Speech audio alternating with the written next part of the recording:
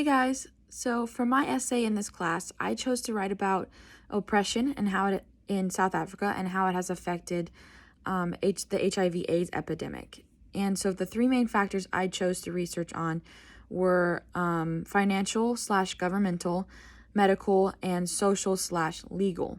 And I chose to group two of those because the government controls finances, but I couldn't just write about the government's view on the epidemic. I really wanted to write about the financial aspect as well, so I combined those two.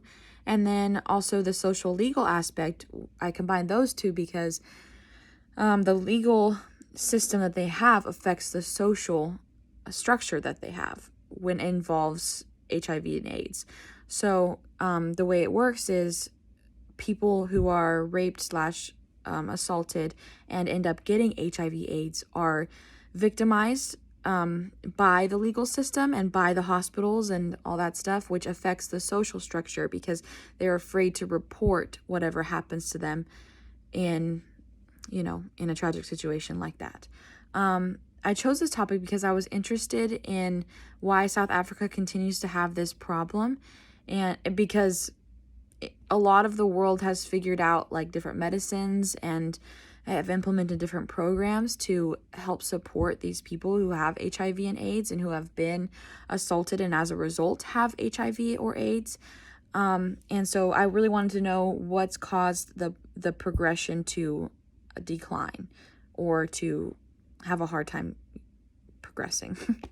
Throughout the process, I learned some pretty devastating facts. I learned that AIDS often takes the life of what's called the middle generation. And this generation are the mothers and fathers who have HIV/AIDS, and it's progressing pretty rapidly, and they end up dying because of it. And they leave children, and to be taken care of by their grandparents. So that's why it's called the middle generation. The grandparents end up taking care of the children. And unfortunately, the children oftentimes have AIDS as well, because of what's called mother-to-baby transmission.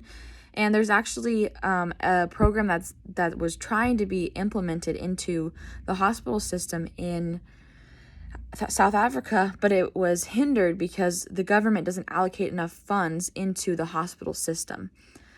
So because of this, mother-to-baby transmission continues to be a problem that hasn't been addressed very well. But if it was implemented into the hospitals, there would be up to 95% growth of the progress towards ending the AIDS. 95% of mother-to-baby transmission would be reduced, which is a huge number. Another fact I learned is that a big factor of HIV/AIDS is sexual assault and rape, which is obvious, but the reason that I learned this in this instance was because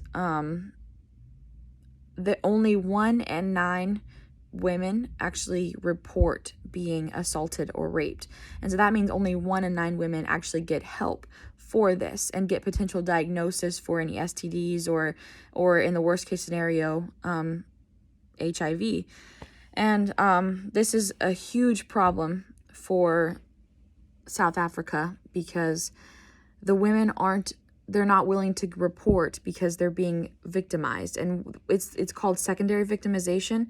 And it's when the people who are supposed to help, they actually blame the victim and they cause them more shame and they cause them to feel like it's their fault. And so women they don't feel like they're able to report this problem because socially they're not accepted and they're judged for having a horrendous act done to them. This information might be useful if I ever encounter the HIV/AIDS people in my ministry. These are facts that will stay with me and encourage me as I continue to spread Jesus' love for others. My future plans for this information is to use it to love people better, no matter what walks of life they come from, no matter what has been done to them or what they've survived.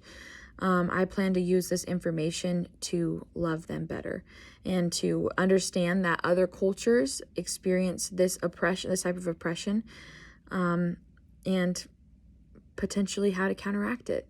So thanks for listening.